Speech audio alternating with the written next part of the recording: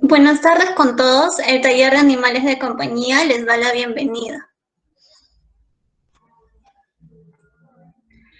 Es necesario mantener el orden dentro de la sala virtual. Por ello, todos los participantes deben mantener su audio y cámaras desactivadas durante toda la videoconferencia. Se procederá a retirar de la sala a aquel que incumpla esta indicación. Deben escribir sus nombres completos, universidad o instituto al que pertenecen, correo electrónico y si son estudiantes de la Universidad Nacional Mayor de San Marcos, favor de incluir sus códigos de estudiantes.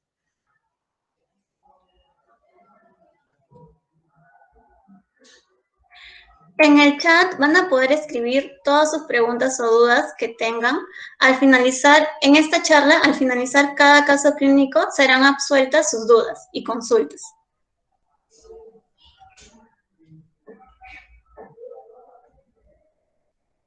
Bueno, antes de iniciar el seminario, quisiera brindarles una pequeña reseña sobre el TAC y quiénes somos.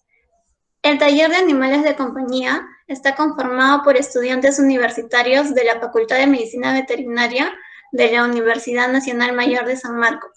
Nos caracterizamos por tener un gran interés en aprender más de animales de compañía. El TAC fue creado en el 2003, gracias a la iniciativa de un grupo de estudiantes de los primeros años de estudio, quienes creyeron en la necesidad de fomentar un adecuado manejo de los animales que llegaban a la facultad con fines de enseñanza e investigación.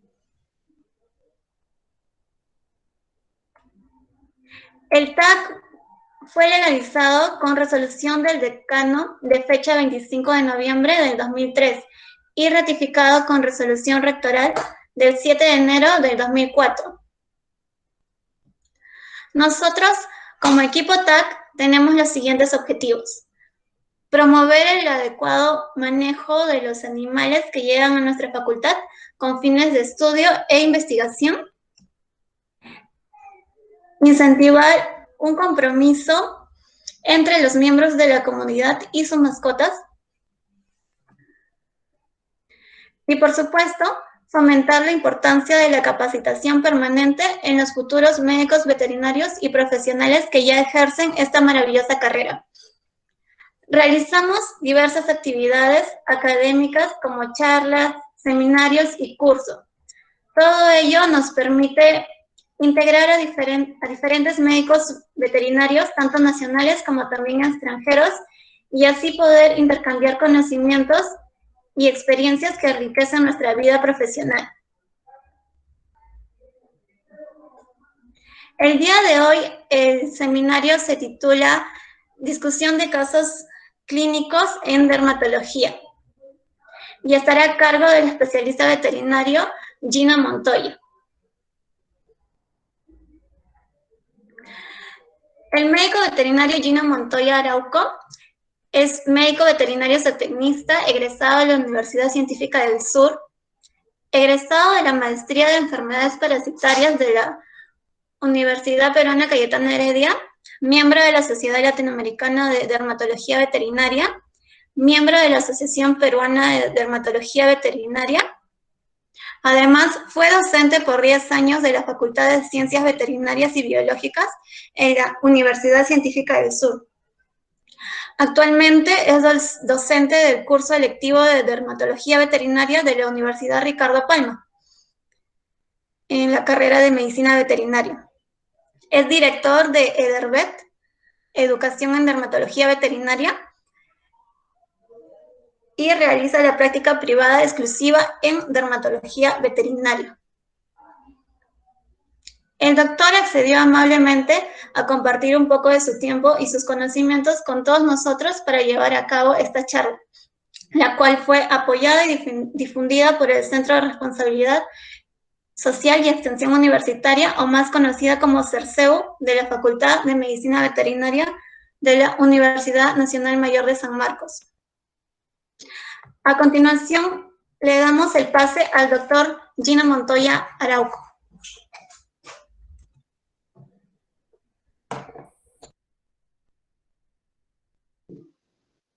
Listo, ¿cómo están? Buenas tardes con todos. Muchas gracias por la invitación.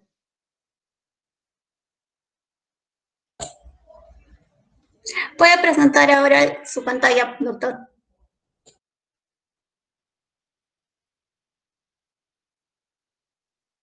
¿Se logra ver mi pantalla?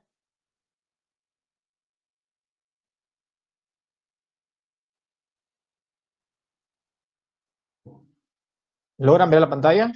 ¿Alguien me puede confirmar, Aún no por se favor? visualiza, doctor.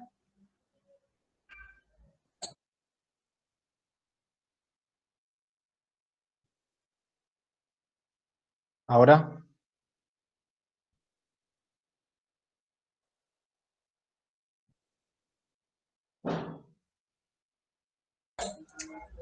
Sí se ve, doctor. Sí se ve, ya. Sino que creo que está con un poco de retraso, pero ya. A ver. Bien, entonces vamos a iniciar. El tema de ahora es, vamos a hablar o vamos a discutir un poco sobre casos clínicos que son frecuentes en el área de dermatología. Y vamos a empezar de frente con el caso. Tenemos al primer paciente de la tarde. Él es Domi, es un cocker de 9 años, como pueden ver en la imagen. Este paciente tiene o viene a la consulta porque el tutor nos menciona que le pica, el problema que tiene le genera picazón, y en la escala analógica visual del prurito, que es una escala que ustedes la pueden visualizar acá, ustedes la pueden hacer, y esto es importante cuando uno aborda cualquier problema de piel. Creo que lo primero que tenemos que tener claro frente a cualquier caso es si el paciente tiene prurito o no tiene prurito.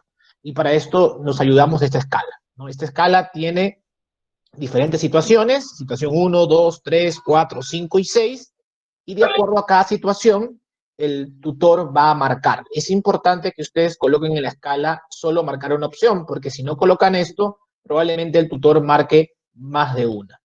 ¿Esto que me va a permitir? De manera objetiva, porque esta escala analógica está publicada y validada para su uso en perros. De tal manera que si yo le digo al tutor cuánto se rasca su perro del 1 al 10, ellos me pueden decir 3, 4, 5, pero esto es muy subjetivo. Entonces, esta tabla o esta escala hace que la medición del prurito sea un poco más exacta, ¿no? Si el paciente me marca en la penúltima tabla, entonces este perro normal tiene un prurito 0. Este es 2, 4, 6, 8, 10. ¿Ya? Si marcara acá, tendría que estar en 8. Este paciente tiene 6 de 10, entonces ha tenido que marcar acá. Episodios regulares de picazón, cuando el paciente está despierto, el picor puede aparecer por la noche y el despertar del paciente. Esto es lo primero que hay que hacer. Y está claro que ya sabemos que tiene prurito y que la cantidad de que tanto se está rascando es medianamente alta, ¿no? 6 de 10. También sabemos que esto que probablemente ya lo hayan tomado en cuenta otros colegas, lo han tratado como paciente alérgico. ¿Por qué? Porque han visto que tiene un prurito considerable. Ha sido visto por 3 colegas y realmente, a pesar de haber hecho muchas cosas con Domi, no estamos viendo mejoría, ¿no? Y lo interesante, además de saber, ¿no? Si se rasca o no se rasca, creo que también es importante saber desde cuándo empezó el problema, ¿no? Porque si volvemos arriba a la identificación del paciente, vemos que tiene 9 años, ¿no? Pero este problema puede ser arrastrado desde el año o 2 años, o puede recién haber empezado. Entonces, el inicio del problema es sumamente importante para poder pensar ya desde ahí en algunos diagnósticos diferenciales. Sabemos por la anamnesis que este problema no lo presenta más de 2 meses. Y eso es interesante porque sabemos ya desde a priori o con toda esta información de que le pica, de que ha sido tratado como alérgico pero no ha funcionado, y que realmente esta enfermedad es una enfermedad de perro, digamos, senior, ¿no? Porque es un perro de 9 años en el cual probablemente tenga algunas enfermedades o habría que pensar en ciertas enfermedades. Cuando un paciente tiene o empieza el problema de piel muy joven o ya entrando a ser anciano, entonces esto yo lo denomino como una enfermedad de extremo, que quiere decir que está en los extremos, ¿no? Y esto hace que comience a pensar en ciertas enfermedades. Vuelvo a repetir, Pero es también importante saber realmente qué edad tiene. Entonces, nos vamos a la medicina basada en evidencia y vemos esta publicación en el año 2012 y con esto, a través del peso del perro, ¿no? Digamos que esos son perros y esos son gatos, pero a través del peso del perro, nosotros podemos saber a qué edad ya es considerado adulto, mayor o geriátrico. Entonces, este paciente tiene 9 años, no pesa más de 22 kilos, pesa más de 9,5 y sabemos que a los 9 años ya es un paciente adulto y está en el límite para ser considerado geriátrico. Entonces, por eso es esto, de esta tabla yo me guío para saber si es o no una enfermedad de extremos. Veamos que en la tabla un paciente de mayor peso, es decir, de 54,5 kilos, ya está siendo considerado geriátrico a los 6 años. Entonces, mientras más pese un perro, más rápido va a entrar a la geriatría. Mientras menos pese un perro, se va a demorar más. Miren que los perros que pesan hasta 9,1 kilos recién van a ser geriátricos o considerados geriátricos a los 12 años. Esto, vuelvo a repetir, que es sumamente importante porque desde ahí uno ya puede ir descartando o uno va ordenando su lista de diagnósticos diferenciales como más probable, menos probable, poco probable, pero no imposible. Cualquier duda que ustedes tengan me pueden interrumpir en cualquier momento. Están ahí los chicos ayudándome con el chat. Y también no sé si ellos pueden interrumpir hablando, pero si alguien quiere participar, no hay ningún problema. Entonces comencemos a reflexionar sobre la historia. Este pequeño que tiene, o pequeño grandulón que tiene 9 años, ya creo que está claro y ya les expliqué por qué es una enfermedad de extremo. Otra cosa que es importante es mencionar que no todo lo que pica es alergia, ¿no? Esto también es un error.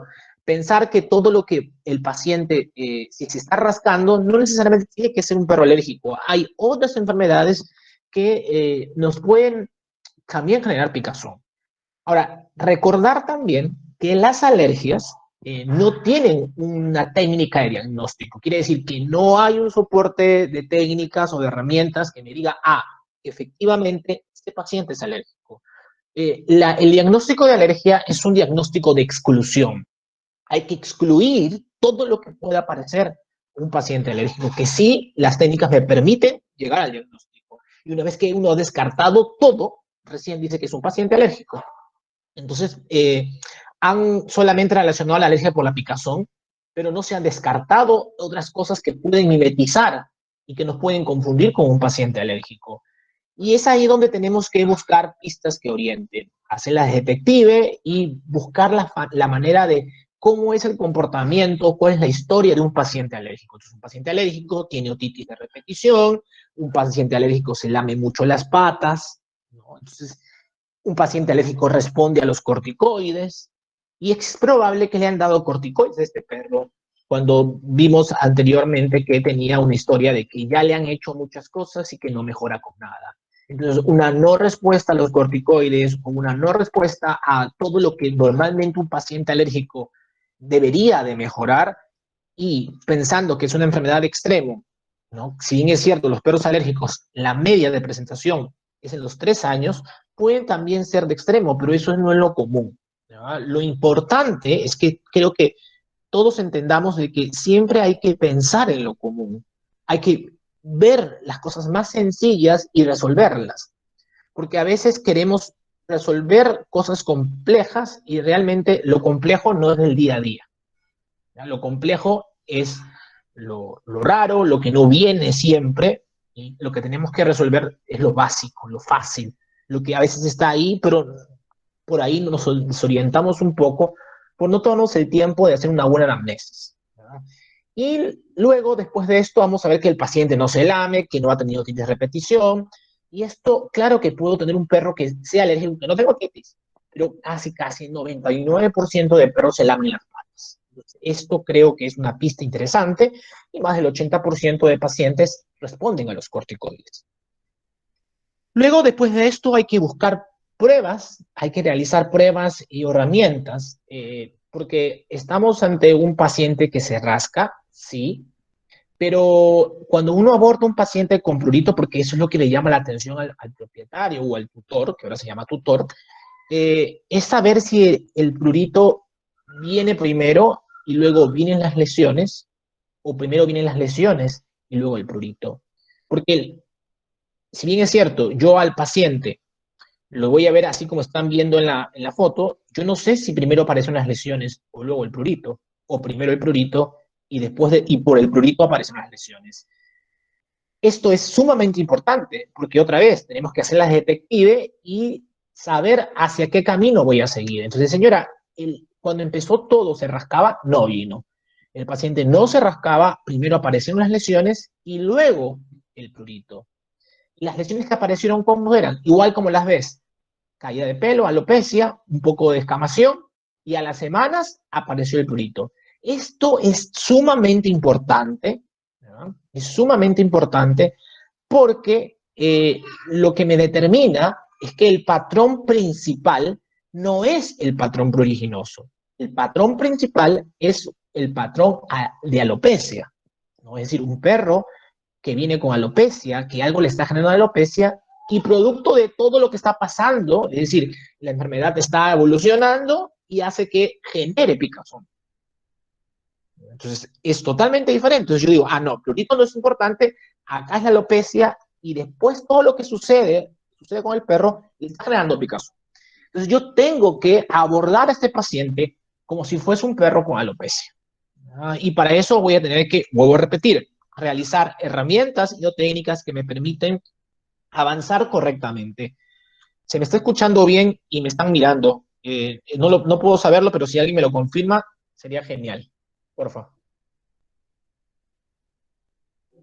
Cuando hablo del abordaje al paciente con alopecia, me encanta esta imagen, es de la doctora Mónica Wells, y esto lo presentó en el Congreso Mundial de Dermatología, el congreso que se hizo en Australia, pero por la pandemia se ha hecho online. Y presentó este gráfico, yo lo adaptaría a algunas cosas, pero me gusta presentarlo original porque esta es la idea de la doctora.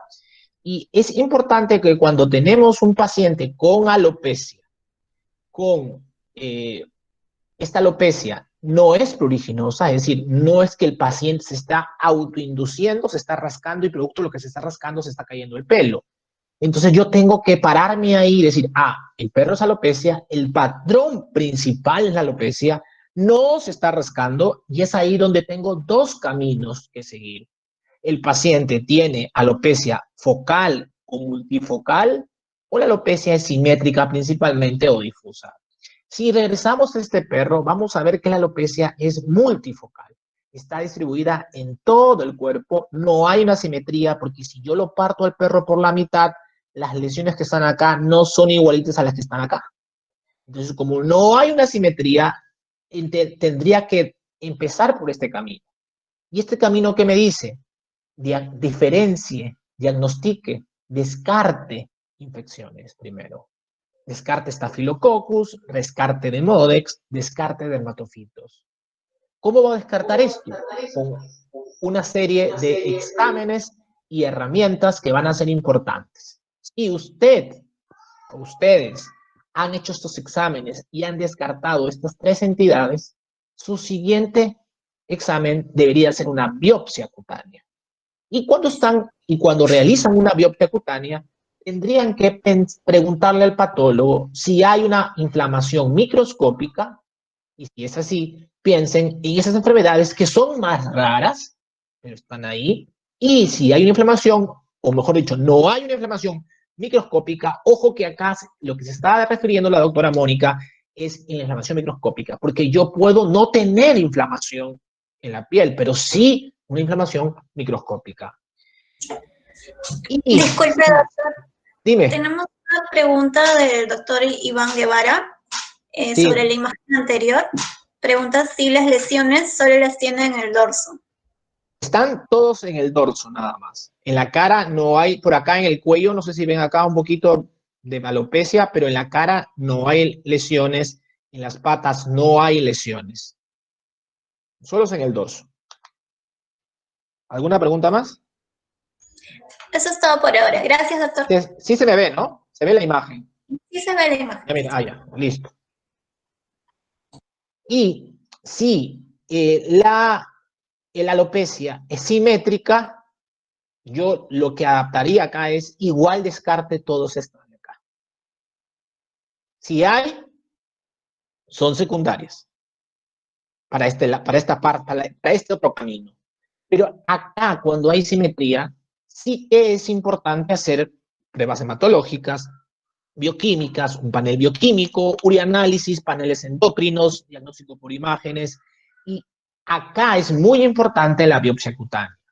Y es ahí donde esto me lleva a dos caminos, a empezar o a pensar en endocrinopatías, y estas endocrinopatías que tengan manifestación en piel, obviamente vamos a tener signos sistémicos. Y los signos sistémicos de un hipotiroidismo van a ser totalmente diferentes a los signos sistémicos de un hiperadrenocorticismo, así como un hiperestrogenismo. Y el otro grupo de enfermedades, muchas de ellas tienen predisposición racial, y eso nos va a ayudar a pensar si es que se trata de esto. Van a tener una localización muy particular de lesiones y va a ser muy simple, pero también la biopsia es la que nos va a dar el diagnóstico definitivo. Entonces, a grandes rasgos, este debería ser el camino que tenemos que seguir nuestro perro. Y como estamos acá, entonces lo correcto sería descartar estáfilo, descartar demodex, descartar dermatofitos. Eso es lo que tenemos que hacer. Cuando yo digo, quiero descartar estáfilo, la única manera de descartar un estafilococcus es haciendo una citología cutánea. Para diagnosticar una infección por estafilococcus en la piel, requiero o repetir una citología cutánea. Si quiero descartar una demodicosis, puedo hacer raspados cutáneos profundos, puedo hacer tricogramas, puedo hacer la técnica de la cinta Scotch, y todas estas técnicas que han sido descritas nos van a ayudar a diagnosticar demodex. Y lo mismo sucedería con una dermatofitosis. Tengo que hacer también ciertas herramientas y técnicas para diagnosticar, entre ellas el tricograma es la de mi preferencia, y ahorita voy a pasar a explicar. Si yo detecto un estafilococcus, tengo que pensar que esta infección es secundaria y que el problema principal tengo que investigarlo, porque si no lo trato, voy a tener N infecciones bacterianas en el tiempo. Si tengo un Demodex, lo trato, y hoy es mucho más fácil tratar Demodex que hace 10 años, ¿no? Cuando salí de la universidad. Y la dermatofitosis también es muy simple de tratar, pero a veces podemos equivocarnos en los diagnósticos. Podemos sobrediagnosticarlas o podemos subdiagnosticarlas. Un paciente, volvemos a lo mismo, es un paciente de extremo, ¿no? Es decir, viejo, y tengo que pensar en qué enfermedades pueden ser. Y cualquiera de estas tres pueden ser, ¿no? Entonces, a este perro le voy a hacer la citología y voy a también hacer pruebas para Demodex y para dermatofitos. Entonces, ¿qué pruebas y herramientas voy a utilizar? Primero, tengo que tener una sospecha clínica. ¿Y la sospecha clínica qué me va a dar? Me va a dar la anamnesis, ¿no? La anamnesis me va a dar sospecha clínica, el examen físico me va a dar sospecha clínica, y a raíz de esto yo voy a generar mis diagnósticos diferenciales. La lámpara de Wood se hace para hacer un paneo general, ¿no?, de cómo va el paciente con respecto a la dermatofitosis. Entonces, la lámpara de Wood está o se debería de hacer en cualquier paciente con alopecia. Los pelos que son infectados por Microsporum canis van a florecer, van a tener un color manzana, verde manzana, y esto me indicaría que son positivos. No todos los dermatofitos florecen, pero esto sería un punto para la dermatofitosis, ¿verdad? Una vez que uno ya ha realizado la lámpara de Wood como protocolo, independientemente que piense que tenga Demodex, o que tenga estáfilo, o que tenga dermatofito, tengo que hacer lámpara de Wood por protocolo. Luego pasaría a la dermatoscopía, y la dermatoscopía puedo observar ciertas cosas en el dermatoscopio que me puedan hacer pensar que estoy ante un paciente con demodicosis o ante un paciente con dermatofitosis, o confundirme más, ¿no? Porque hay casos en los cuales no nos va a ayudar, pero sí sabemos de que la imagen al dermatoscopio va a ser importante para seguir avanzando en el abordaje diagnóstico. Para los que no saben qué es un dermatoscopio es un dispositivo inalámbrico que tiene una luz, un foco dentro, ¿no? Y este aparato lo que hace es, tiene también un aumento, pues depende de cada dermatoscopio, puede tener un aumento de 10, 20, 40, hasta 1000x, y esto va a permitir o visualizar la piel 100 veces más de lo que ven nuestros ojos. Es decir, si nuestros ojos ven ciertas estructuras al momento del examen físico, con este aparato voy a poder aumentar la capacidad visual y voy a ver ciertos detalles que al simple vista no se ven. Entonces, el dermatoscopio, independientemente de lo que esté sospechando en un paciente con alopecia, debería utilizarlo porque esto va a optimizar mi exploración física. El examen físico lo va a realizar o va a generar que sea más detallado. Entonces, una vez que yo ya tengo mi sospecha, y sí que tengo mi sospecha, pienso en estas tres cosas, paso mi lámpara de Wood, paso a mi dermatoscopía, y luego tengo que hacer mi tricograma, ¿ya? El tricograma es una prueba fácil, simple, sencilla, que tiene bajo costo, que todos deberíamos de realizarla, y que lo que me va a decir es el mecanismo patológico por el cual el pelo se está cayendo. Es decir, me va a decir la razón por la cual el pelo se cae. Entonces, también es importante que lo hagamos por protocolo en un paciente con alopecia, ¿no? Entonces, yo acá le agregaría la citología, perdón. Yo le agregaría la citología, ¿para qué? Para poder descartar que existe una infección bacteriana. El o los cultivos no son pruebas de primera intención. Esto es importante aclararlo. Y recién las vamos a hacer cuando sean necesarias. Pero, ¿cuándo es necesaria? Primero es necesario cuando yo ya tengo el diagnóstico o de estáfilo, perdón, o de dermatofitos. Si ustedes no diagnosticaron la dermatofitosis con un tricograma, ¿no?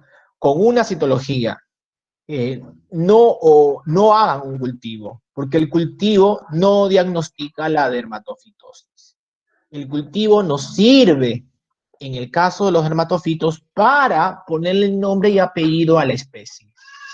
No tienen la capacidad de diagnosticar, porque sabemos que existen falsos positivos y falsos negativos al cultivo. El diagnóstico, o mejor dicho, cuando yo escojo una prueba para dermatofitosis, me tiene que demostrar infección activa. Y las pruebas que me demuestran una infección activa en el caso de los hongos son el tricograma, la citología y la biopsia. En la citología se pueden ver las esporas, pero los tricogramas son muy simples de observar. Creo que es un poco de práctica, ganas de hacer las cosas, y como yo siempre digo, si yo lo puedo hacer, todos lo podemos hacer. Esta es una imagen, no es del paciente, pero es una imagen de otro perro. Y si alguien quiere aprender a leer, estudiar sobre dermatoscopía, tienen estos dos libros. Este primer libro que está acá es un libro de medicina humana, donde habla sobre dermatoscopía del pelo y las uñas, de la doctora Antonella Tosti. Y este segundo libro es ya de técnicas en dermatología veterinaria del espectacular doctor Tim Nuttall.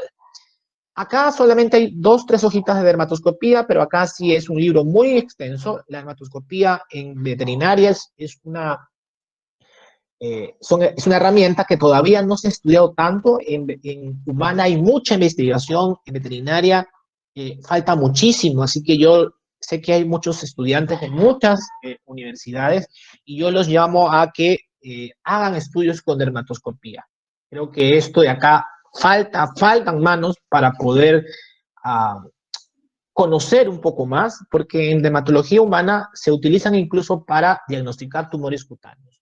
Creo que todavía estamos en pañales. Ahora, esta es la imagen de un perro, una imagen bonita, y vamos a ver que un pelo normal es un pelo como estos que están acá, miren, este de acá, que es un pelo delgado, ¿no? Otro pelo delgado, por acá, este de acá, otro más. Y estamos viendo que acá, por ejemplo, es un pelo grueso, ¿no? Vemos que es grueso y que incluso tiene estos cortes blancos, como si fuese una línea blanca que aparece, ¿no? Y este otro pelo, que miren el grosor de este pelo, ¿no? Y no solamente el grosor, sino está curvado, ¿no? Entonces, estos pelos curvados, gruesos, con formas de coma, sacacorcho y otras formas que se han descrito en dermatología humana, se sabe que también se ven en la piel de los perros con dermatofitosis. Entonces, yo veo un pelo así como el que está acá, o como el que está acá, ¿no? O como el que está acá, miren, ¿no? Pueden adquirir diferentes formas. O este, miren el grosor de este pelo. Al dermatoscopio, esto no lo voy a ver a simple vista. Me hace pensar en una dermatofitosis. Los perros con demodicosis no tienen por qué tener ese grosor de pelo. Tienen otra cosa al dermatoscopio. Entonces, yo creo que esta herramienta es la herramienta del futuro y probablemente en algunos años vamos a ver que todos vamos a tener que utilizarla para hacer nuestro examen.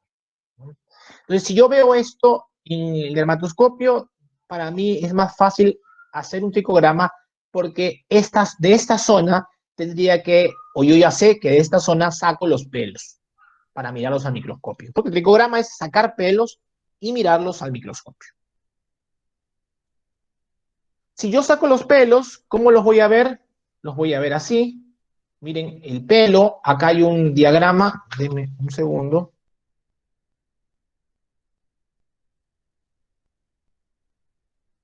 Acá ven un diagrama y acá podemos ver un pelo. Lo más oscuro, lo azul que está acá adentro, es la médula, que es gruesa, oscura. Y la parte de afuera es la cutícula, la que le va a dar la protección al pelo, la que le va a dar rigidez. Y entre la cutícula y la médula tenemos otro espacio, que es acá, que es la cortical. Y el color de la cortical, ¿quién se lo va a dar? Lo va a dar el pigmento, el color del pelo del perro, ¿no? Acá, obviamente, en este pelo, no estamos viendo estas tres partes. Entonces, si yo hago un tricograma, jalo pelos, los pongo al microscopio y los miro, tengo que ver pelos con estas formas. Si no veo estas tres partes, y acá no pueden ver estas tres partes, miren que la cutícula se ve bien acá, y luego ¡plip!, se pierde. No se ve la médula, no puedo distinguir las tres partes, entonces es un pelo sospechoso de dermatofitosis. Acá pueden ver acá, miren estas bolitas que estoy señalando acá. Acá hay 1, 2, 3, 4, 5, 6, 7, 8. Son una foto muy bonita. Y podemos ver que esto son esporas de hongos, ¿no? Entonces, este paciente realmente lo que tiene es una dermatofitosis. Así de simple. Y es por eso que no está mejorando, porque lo están tratando como un paciente alérgico. Acá podemos ver otras bolitas. Voy a cambiar de un segundo. Ya, acá ven otras bolitas chiquititas, esos son esporas.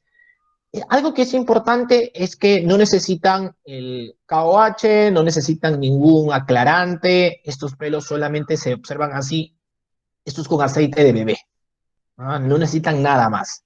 Hoy en día los aclarantes, por lo menos para dermatología, ya no se utilizan porque pueden malograr el microscopio y porque sabemos además que se observa claramente sin ningún problema. Para el caso de los parásitos, porque yo buen tiempo hice parásito también, son importantes para poder aclarar los artrópodos, para poder ver ciertas estructuras y para poder dar nombre y especie. Pero para esto no es importante, no se requiere tampoco el azul lactofenol, es suficiente con el aceite de bebé. Entonces ya tenemos la enfermedad, ya sabemos que este paciente tiene una dermatofitosis y es ahora el momento que todo el mundo le gusta, que son los tratamientos. ¿Qué le damos al paciente? Al paciente le damos a dar itraconazol. Vamos a prescribir de 5 a 10 miligramos por kilo. No hay que pasarnos los 10 miligramos porque si no pueden aparecer farmacodermias, ¿no? Es importante esto. Sabemos también que es un producto muy barato, que lo tenemos en cápsulas de uso humano y ahora tenemos pastillas de uso veterinario que se puede dar cada 24 horas. Hoy en día ya tenemos farmacias magistrales también para veterinaria y pueden mandar a preparar el itraconazol o la terbinafina. Yo decidí por el itraconazol y se puede dar cada 24 horas, pero también sabemos que hay protocolos aprobados para dar semanas alternas. ¿Qué quiere decir semanas alternas? Una semana toma, una semana descansa, una semana toma, una semana descansa. ¿Ya? Y es importante, y esto sí lo puse en amarillo para no olvidar, que hay que darlo con comida, porque este fármaco no se absorbe en pH ácido. con comida, semanas alternas, 5 a 10 miligramos por kilo, no exceder los 10 miligramos por kilo. Y otra cosa importante es que no requiere protectores hepáticos. No requiere patín, hepatán, hepatún, hepatén. Nada de eso. A menos que el paciente tenga problemas previos hepáticos, pero realmente yo con mis pacientes con dermatofitosis nunca les he puesto ningún protector hepático, ¿no? Vemos el cambio a las 3 semanas. Es ahí donde uno primero, ahora, ¿cómo manejo la picazón? ¿No? Podría ser la pregunta, ¿no? La picazón podemos manejarla primero, intentar o se puede prescribir tranquilamente el Cytopoint, que es un anticuerpo monoclonal que se llama Lokibenmab. Esto podría ser indicado. Si el tutor no puede comprar el Cytopoint, puede dar unos 5 días de prednisona de nuevo, ¿no? Pero ya con uso itraconazol. Entonces, miren que sí hay una diferencia, el paciente ha mejorado y es importante continuar. Ahora, la siguiente pregunta que alguien me puede hacer es, Gino, ¿hasta cuándo vamos a prescribir itraconazol? Esto no podría dar una respuesta porque cada paciente va a tener una alta distinta. Hay mucho publicado con respecto a cuándo se debe dar de alta un paciente, ¿no? Hay algunos dermatólogos, que son dermatólogos, que... ¿Sí? Pensé que iban a preguntar. Hay algunos dermatólogos que piensan de que se tienen que hacer 2 cultivos negativos con intervalo de 2 semanas para dar de alta. Otros mencionan que 3 cultivos con intervalo de 2 semanas para dar de alta. Y claro que estos protocolos son gringos, son europeos y a veces nuestra realidad es totalmente diferente. Si ustedes pueden hacer cultivos y pueden ceñir estos protocolos, sería lo correcto y lo recomendable. Si no se puede, entonces una recomendación es espere que el paciente esté clínicamente bien al 100% y de 2 semanas más de tratamiento, ¿no? Incluso se puede dar hasta 3 semanas más de tratamiento. ¿Por qué? Porque la cura micológica es diferente a la cura clínica. ¿Qué quiere decir? Que clínicamente yo a este perro lo estoy viendo bien, pero si yo le hago una biopsia a este perro y lo mando al laboratorio y le hago una coloración PAS, una coloración GROCOT, probablemente sigan habiendo hematofitosis. ¿Por qué? Vuelvo a decir, la cura clínica es más rápida que la cura micológica. Entonces yo siempre digo que cuando el paciente ya está bien, hay que hacer un remate. Aproximadamente 2, 3 semanas. Y es importante monitorear. Esto es para el caso en los que no se puedan hacer los cultivos. Ahora, algo que es importante aclarar es que no decidamos por el tutor, ¿no? Es que de repente no va a querer el cultivo. No, propongan. Ustedes tienen que proponer siempre ir con la pierna en alto, proponer lo mejor, ¿no? Porque creo que ese es el enfoque que todos los grupos o todos los talleres de todas las universidades hacen una medicina mucho mejor, ¿no? Como país. Creo que todos vamos hacia ese camino, independientemente de qué camiseta seamos, ¿no? Acá no importa de qué universidad, sino que todos vayamos por el mismo camino. Que en unos años las brechas, ¿no?, entre Estados Unidos y Europa en condiciones de conocimiento y de tecnología cada vez sean más pequeñas. Y esto lo vamos a ver siempre y cuando trabajemos en equipo. ¿Ah?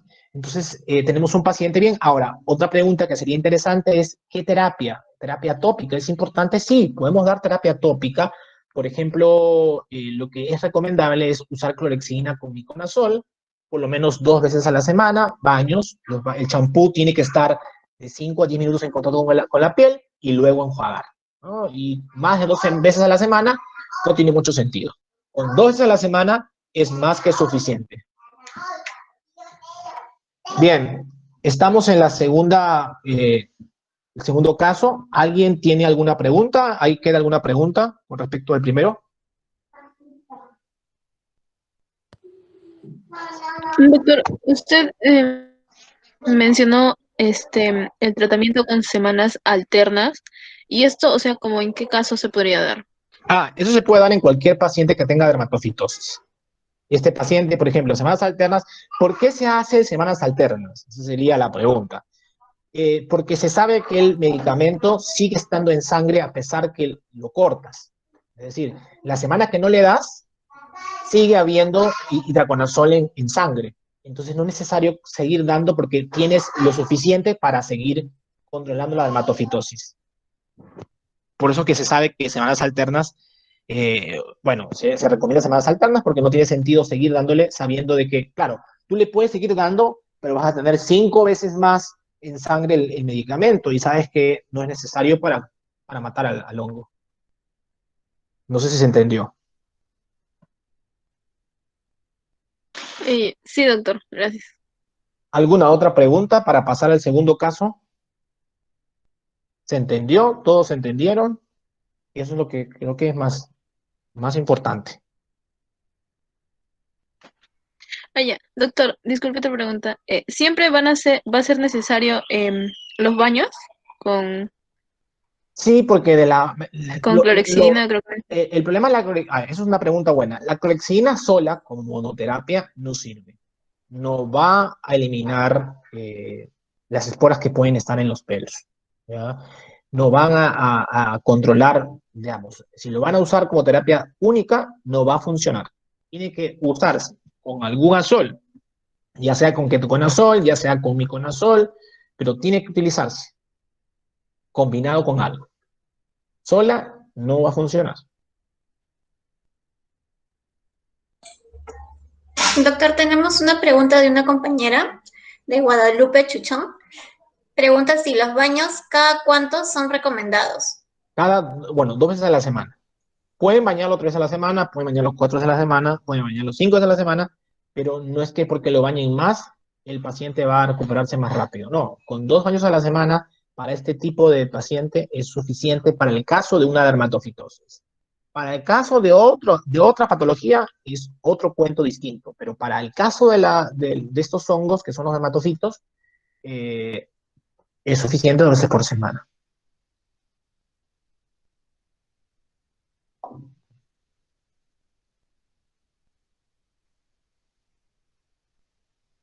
¿Vamos bien? Sí, ya no tenemos más preguntas respecto al primer caso. Ya, avanzamos entonces. Este Freya es un paciente realmente en el cual uno aprende muchísimo. ¿Ya? Este es un terrier, terrier le digo porque no es que sea de raza, de 2 años, pero tiene el fenotipo de un terrier. Es una paciente alérgica, es un paciente que se lame las patitas, es una paciente que ya previamente sabemos que responde al corticoide y cuando le ponen prednisona está bien, pero esto ya me llama la atención, uno debería llamar la atención, ¿no? Cuando uno ya se equivoca, en un caso, uno siempre tiene que sacar y sentarse a discutir en qué se equivocaste y a partir de ahí eh, sacar cosas positivas, ¿no? Para no volver a equivocarse, ¿no? Entonces, este paciente que responde al corticoide, pero deja de tomarlo 2 días y si es un desastre, es un paciente malo, que requiere un abordaje diferente, que más tarde lo voy a explicar, dentro de un rato, ¿no?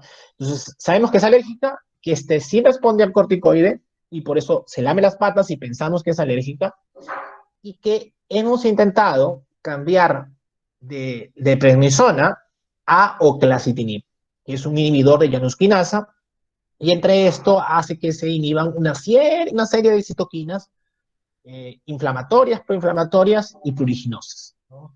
Pero este oclacitinib o Apoquel, que es la marca comercial, no funciona, ¿no? Hemos hecho el cambio y sí responde a corticoides, pero no responde a oclacitinib, ¿no? Y lo interesante es que ni siquiera responde a cada 12 horas.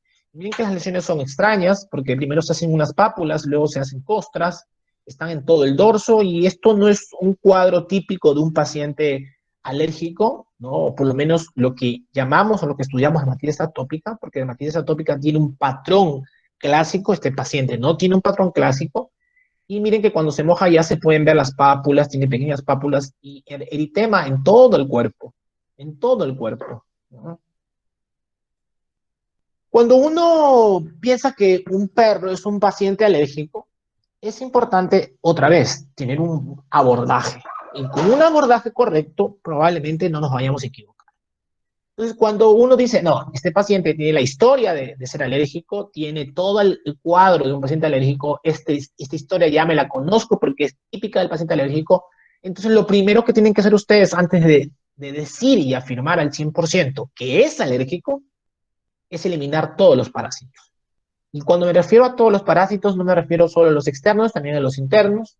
Para los externos, lo mejor que tenemos ahora son las isoxazolinas, ¿no? Independiente de la marca, todas son muy buenas. Hay que tomar en cuenta nomás de que la marca que ustedes utilicen, el tutor tenga un cumplimiento. Es decir, si va a ser mensual, tiene que ponerle todos los meses. Porque a veces el problema no es el veterinario, es el tutor que por ahí flojea un poco y no cumple con las indicaciones. Pero en este caso no, la señora es muy buena tutora.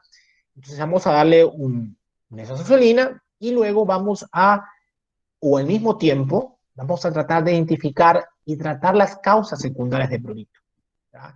Acá donde me refiero a eliminar los parásitos, no solo le voy a dar esto, sino tengo que hacer un raspado, tengo que hacer un tricograma, porque si es un sarcóptes, entonces me olvido por lo menos a priori de la alergia y veo cómo responde cuando elimino el sarcóptes. Es un Demodex, mato al Demodex y primero veo cómo evoluciona. Pero al mismo tiempo, ¿no?, tengo que tratar todas las causas secundarias de prurito. Es decir, ¿por qué está rascándose el perro de manera secundaria? Y las causas de prurito, es decir, de rascado secundario, son malacesia y bacterias. Entonces, es importante que a estos pacientes que yo estoy sospechando de alergia, tengo que hacer una citología. ¿Para qué? Para descartar bacterias y para descartar infecciones por malacesia. Si las tienen, estos pacientes tienen infecciones por malacesia y por bacterias, trátenlas, trátenlas, trátenlas, traten los parásitos, traten. Si el paciente no tiene mucho prurito, espere cómo evoluciona los primeros 5 días. Si el paciente tiene mucho prurito, prurito 6, 7, 8, 9, 10, entonces tiene que hacer un control del prurito. No puede decir, bueno, vaya a su casa y esperamos, no. ¿Por qué? Porque muchas de las lesiones están apareciendo producto de ¿qué? El prurito. Entonces, para controlar el prurito tengo corticoides, tengo el oclacitinib, guapoquel, la ciclosporina, o tenemos la atópica de marca, y tenemos el Lokivelmab o el Cytopoint, que también es una marca. Entonces, ¿cuándo voy a utilizar cada uno? Esto va a depender de ¿qué? De cada caso. Cada caso va a tener una historia diferente, y hoy estamos hablando específicamente de Freya. Ahora, si al paciente le quito las infecciones, no tiene parásitos, va muy bien, le estoy controlando el prurito y va perfecto, y mis raspados fueron negativos, no tiene el patrón de distribución, el paciente no tiene Demodex, ¿no?, y con todo lo que he hecho responde bien, tengo que investigar qué es lo que está pasando, tengo que investigar por qué está respondiendo bien. Esa sería mi recomendación.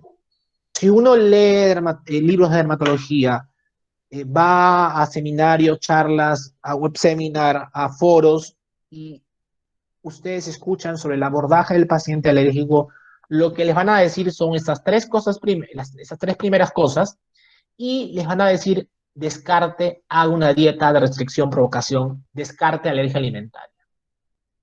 Esto es una opinión, y pienso que esa manera o ese camino, creo yo, con mucha humildad, que no es el correcto. Pienso que primero tenemos que controlar el prurito y si responden bien, investigue antes de hacer descartes de alimentos. ¿Por qué? Porque de 10 perros que tienen alergia, 2 o 3 son alérgicos alimentarios puros. Es decir, que el alimento los induce al problema. Y 7 u 8 son ambientales. En una alergia a algún componente del medio ambiente. Yo siempre me he preguntado, ¿para qué le voy a hacer a los 10 perros los descartes de alimentos si 7 o 8 me van a salir negativos? ¿Por qué? Porque sabemos que por estadística son ambientales. Ahora, ¿puedo tener un paciente ambiental y alimentario combinado? Sí, sí lo podemos tener y se me puede escapar, pero también son 1 y 2. Sigue siendo más importante la alergia ambiental. Entonces, ¿para qué voy a desgastar fuerza, tiempo, dinero al perro, al tutor? Es todo un protocolo para hacer esta prueba o este ensayo de restricción provocación alimentaria. Entonces, ¿para qué voy a estresar a todos si solamente tengo que encontrar a aquellos que realmente lo requieran? ¿No? Entonces, primero, controlo de manera sintomática, quito infecciones, porque si yo solo controlo con esto, pero no controlo las infecciones, puede quedar purito, porque esto no va a controlar las infecciones. Por ahí que puede ayudar y que si pongo corticoides, por ahí las bacterias pueden disminuir porque en algunos casos la inflamación va a traer infecciones bacterianas. Sí, los corticoides pueden ayudar a las infecciones bacterianas. Sí, en algunos perros es muy importante tratarlas, porque solo tratarlas el perro mejora sin necesidad de tener corticoides. Entonces es contradictorio, sí, pero tenemos de los dos bandos.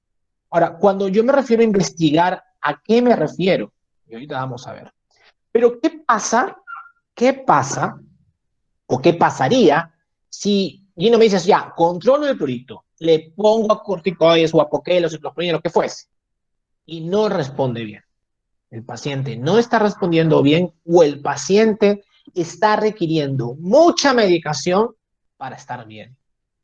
Si el paciente está requiriendo mucha medicación para estar bien, entonces haga la dieta de restricción-provocación. Es ahí donde hago el quiebre.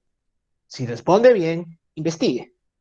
Si no responde bien, haga dieta de restricción-provocación. ¿Y a qué me refiero cuando investigue? Si responde bien, existen tres tipos de perros alérgicos: los leves, los moderados y los severos. Si el paciente es leve, ¿qué significa esto? Que con el tratamiento tópico, baños, pipetas, sprays, ungüentos, todo lo que sea tópico va a ir bien y se va a mantener bien y probablemente tenga una o dos recaídas al año. Y que va a requerir. Ahora, este paciente puede requerir unos días de prednisona, sí, pero suficiente, se baña y otra vez se mantiene bien. Ojo con esto. ¿Qué hace pensar, si yo tengo este perro que le he dado corticoides, va bien, ¿no? Y le comienzo a bajar la medicación, se mantiene bien? Es ahí donde estoy investigando. Lo sigo bañando y solo con baño se mantiene bien. Ah, mi paciente es leve. Y si es leve, yo puedo asegurar que el alimento no está involucrado en este paciente. Porque si este perro fuese alérgico alimentario, no se le va a ir la alergia alimentaria bañándolo, dándole 5 días de corticoides. Entonces acá no influye el alimento. Pasemos al segundo escenario. Tengamos un paciente que es alérgico moderado. Es decir, es un paciente que requiere tratamiento intermitente. ¿Qué quiere decir? Son perros que uno les da medicación oral, sistémica, lo que fuese, y están bien, y hay cambio de temporada o algo sucede y otra vez recaen. Pero no requieren la medicación oral sistémica los 365 días del año. Es decir, toman 2 meses de medicamentos, están bien 3 meses, 2 meses, 5 meses. Depende de cada paciente. Entonces, estos van a requerir solamente tratamiento en crisis, y esto se llama tratamiento intermitente. Entonces, si el paciente requiere en ciertos momentos del año tratamiento y en ciertos momentos del año no requiere tratamiento, es imposible que este perro, el alimento, también influye en el problema de piel. Porque un perro alérgico alimentario que siempre está comiendo lo mismo y que eso le genera la alergia alimentaria, no va a estar bien en algunos momentos del año y en otros momentos del año. Por ahí que pueda influir el alimento, sí, pero no es lo más importante que de cambiarlo o reconocerlo. Lo más importante es lo otro, tratarlo intermitentemente. Y con eso se soluciona y no es que tengo que hacerme todo un mundo. Y mi tercer perro es un perro severo, en el cual, por más que intento bajar la medicación, no puedo. son perros que requieren combinación de medicamentos, 2, 3 medicamentos, hacer muchas cosas. Todos están frustrados, el perro es un desastre. Ese perro es el que requiere la dieta restricción provocación, porque muchos de estos perros, el alimento es lo que me está impidiendo bajar la medicación. O la medicación no está funcionando. Esto que les estoy presentando es a raíz de las frustraciones que he tenido en todos los años y de todo lo que he intentado para entender a los perros. Esto es una propuesta mía, pero creo que es importante esta forma de enfocar la alergia porque de esta manera creo que es más sencillo. Entonces, si regresamos a este perro, vamos a ver que es un perro que responde al corticoide, pero deja de tomarlo 2 días y se hace un desastre. Ya intentaba con Glasdinib, no funciona. Esta historia, que yo no le tomé importancia al comienzo, es sumamente importante, valga la redundancia. ¿Por qué? Porque es este perro. Es un perro severo. Este perro es severo. No puede ser moderado porque estoy tratando de bajar la medicación, requiere medicación para estar bien. Si es severo, ¿qué tuve que haber hecho? Empezar una dieta de restricción. ¿Qué hice? Seguí cambiando medicamentos. Vamos a darle ciclosporina porque es más antiinflamatorio. Vamos a darle con prednisona porque la ciclosporina se demora 3, 4 semanas en hacer efecto. Al parar la prednisona está sin inflamación, pero después de una semana empezó la picazón. ¿Y por qué? ¿Y qué pasa? Aparecen lesiones. ¿Pero por qué? Por el rascado. Porque hay algo que lo está estimulando al perro. Entonces, esto que está acá también debería de ser un jalón de orejas para llamar la atención y decir que algo no está yendo bien. Un paciente que es intermitente o que requiere tópico no es este caso. No tiene estas características. Entonces, miremos lesiones que se están dando porque se está automatizando. Entonces, yo acá, ¿qué puedo hacer? ¿Cuál es el mejor antipruriginoso? Digo, Cytopoint, que es un anticuerpo monoclonal, le inyecto, va bien. Le inyectamos 1.88 miligramos por kilo. ¿Cuánto dura? Cada perro dura 4 semanas, algunos perros 5 semanas, otros 7 semanas, otros 8 semanas. Esto es inyectable. Esto es la revolución en el tratamiento de las alergias. Y si vemos al paciente, miren, un paciente que está con su ciclosporina, pero no se le puede bajar la ciclosporina, y adicional a esto, requiere el Cytopoint. Es decir, está con ciclosporina y Cytopoint, y sí, que lo hemos mejorado. Evidentemente lo hemos mejorado. Lo hemos mejorado. Está perfecto. Pero ¿qué pasa? Es un perro que comienza con una gastritis. Le quitan la ciclosporina, pasa el efecto del Cytopoint y se hace un desastre. Y es ahí donde se decide hacer un cambio de alimento. Al paciente le cambian el alimento, le dan un alimento de pavo, con una proteína y con un carbohidrato, se pueden dar cuenta que el paciente se mantiene muy bien y no requiere ninguna medicación. El paciente se le ha cambiado el alimento y ahora está comiendo otro alimento y este paciente es un paciente alérgico alimentario. Que los pacientes alérgicos alimentarios pueden responder al tratamiento del paciente alérgico ambiental, sí, pueden responder, pero van a necesitar mucha medicación. Este paciente, cambiando de alimento, no tuvo que volver a tomar ciclosporina ni aplicarle Cytopoint. Pero otra vez, no debía haber esperado tanto tiempo. Debimos de haber acá, en esta historia, empezar con la dieta de restricción-provocación. Y para empezar con la dieta de restricción-provocación, necesitamos, otra vez, una proteína, un carbohidrato y dar este alimento por lo menos entre unas máximo 5 semanas, perdón, mínimo 8 semanas. De 5 a 8 semanas vamos a encontrar una respuesta. Lo correcto sería, como estoy mencionando, prueba o ensayo de restricción-provocación. Entonces, tendríamos que provocar con el alimento anterior para poder hacer que el paciente empeore de nuevo. Pero esto es algo que dicen los gringos europeos y que acá es difícil convencer a los tutores para que hagan eso. Porque miren que el paciente ha recibido todo, ha pasado por todo y ya sabe que el alimento le ha hecho bien porque no usó otra cosa más, y el paciente se ha mantenido y no ha necesitado nada, entonces es lógico que el alimento debe estar involucrado. Y ya va 2 meses, 3 meses así, sin problemas. Paciente que no mejore, paciente que requiera mucha medicación para controlar la inflamación y o prurito, haga prueba de restricción-provocación porque muchos de estos perros van a mejorar. Muchos de estos perros no van a ser alérgicos alimentarios y vamos a tener que utilizar inmunoterapia, otro tipo de terapias combinadas para poder bajar la medicación. Bien. ¿Alguna pregunta con ese segundo caso?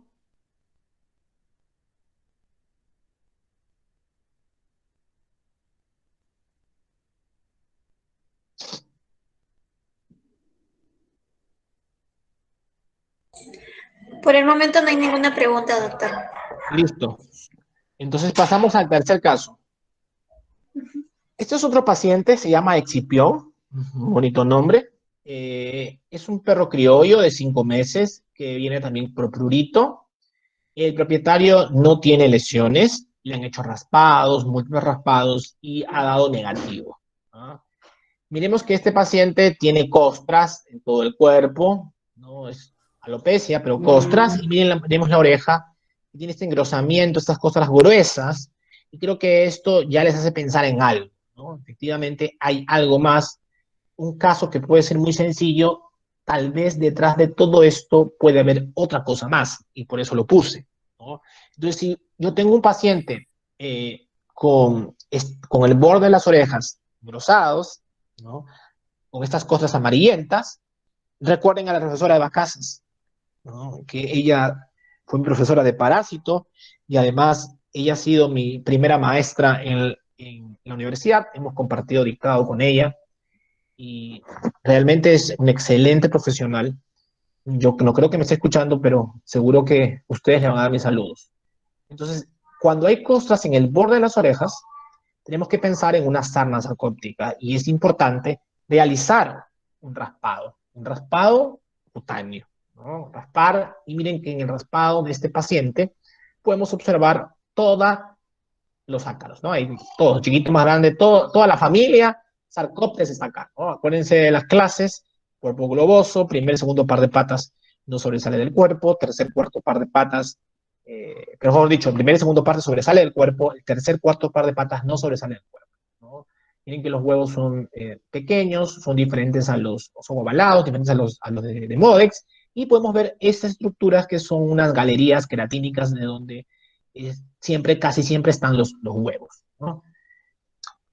¿Por qué pongo esto? Primero sabemos, y es importante siempre para avanzar en dermatología veterinaria, darnos siempre una mirada a lo que sucede en los humanos, ¿no? Ellos a veces un poquito más avanzados y con eso podemos entender muchas cosas. Entonces, si abrimos un libro de dermatología humana, vamos a ver que existen 3 tipos de sarna. La sarna clásica, pueden ver acá, papulocostras, los nódulos, sarna nodular, y la sarna noruega. Entonces, creo que llama la atención la sarna noruega, es una sarna que vamos a encontrar estas costras amarillentas, esta citrikeratosis, que van a ser mucho más evidentes que los otros tipos de sarna.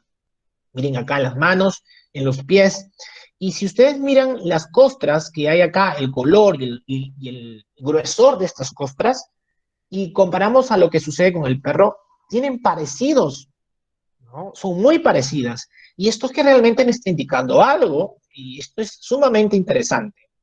Cuando nos volteamos y ya pasamos de dermatología humana a dermatología veterinaria, vamos a ver que hoy se han descrito 4 tipos de sarna. La sarna clásica es aquella sarna en el cual uno mira al perro y dice, ah, este perro tiene sarna. Están así, porque es muy clásico. Y es clásico no solo la clínica, sino que cuando uno raspa, encuentra un miserable sarcóptes, como ven acá. A la justa que te pasa la voz y a veces ni siquiera lo ves, o a veces sale negativo. Y no quiere decir que porque sea negativo es negativo. Recuerden que la sensibilidad del raspado para este tipo de ácaro es baja. Luego tenemos las sarnas leves, es aquellas sarnas en las cuales vemos al paciente y decimos, ah, este paciente no es sarnoso, este paciente tiene una alergia. Lo tratamos para alergia, el paciente responde parcialmente, ¿no? Y uno hace raspados y sale negativo, pero realmente no tiene alergia. Es una sarna leve. Entonces, una sarna leve me puede mimetizar una alergia y me puede confundir, ¿no? Luego tenemos la sarna florida, que es aquella sarna, y se ha descrito esto hace poco, en el cual raspo y hay una cantidad de sarcópteres increíbles. Miremos los 4 escenarios, ¿no? Y la sarna portador es aquel perro que tiene el ácaro, pero no genera la enfermedad. Raspados van a salir negativos, ¿no? Entonces, la apariencia clínica es más diversa de la que nosotros creemos y hay que tener mucho cuidado porque nos podemos equivocar, ¿ah? Tenemos sarna clásica, miren que acá vemos las costras, eritema, en los codos, en zonas, ¿qué les decía la doctora? Cuando en zonas donde hay poco pelo, ¿no? Eso es para todas las especies. Y miren, una sarna sarcóptica leve, ¿no? Una costra miserable por acá, otra papulocostra por acá, y miren que no hay costras. Es un perro que puede pasar como alérgico y son confundidos como alérgicos y muchos de nosotros, y me incluyo yo, lo hemos confundido con alérgicos. Entonces es importante otra vez, cuando hablamos del caso anterior, primer punto, descartar todos los ectoparásitos y endoparásitos. Si encuentra en el raspado, trate. Si no encuentra en el raspado, trate igual. Esa sería la recomendación, ¿no?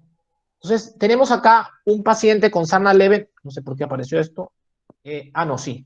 Y el tratamiento de la escabiosis, porque este paciente, recordemos que tiene una sarna sarcóptica, ¿no? El tratamiento va a depender mucho de la edad, ¿no? Si es un paciente muy pequeño, solo vamos a tener que utilizar fipronil. Acá está la cantidad de veces por semana. Y si tiene más de 12 meses, pero menores de 4 meses, tenemos estas opciones. Estas son las isoxolinas, que, digamos, son el boom ahora de la medicina veterinaria para el control de ectoparásitos. Y si son mayores de 4 meses, todas estas de acá. ¿Por qué lo pongo en rojo la famosa ivermectina, doramectina, los doctores ivermectinas?